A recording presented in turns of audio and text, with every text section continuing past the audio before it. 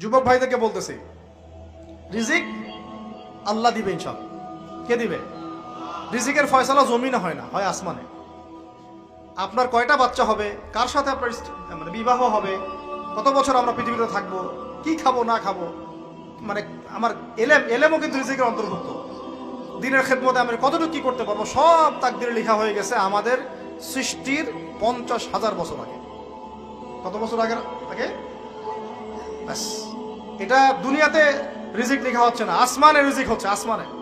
এই যে লাইলাতুল কদর আসতেছে, এখানে আবার ভাগ্য নবায়ন হবে, 1 বছরের বাজেট পেশ হবে। আর লাইলাতুল কদর তো আমরা মার্কেটে শেষ করে দেই, মার্কেটে করি না শেষ দশকে বাইরে যাওয়া একদমই যাবে না। প্রথমের দিকে যাও টুকটাক যান, শেষ দশকে মসজিদে থাকবেন ইনশাআল্লাহ। বেশি সময় পারলে ইতিকাফ করবো, না পারলেও বেশি সময় মসজিদে থাকবো ইনশাআল্লাহ। আর 21, 23, 25, 27, 29 এই 5টা রাত কমপক্ষে জাগতে হবে ইনশাআল্লাহ। রাজি আছি ইনশাআল্লাহ?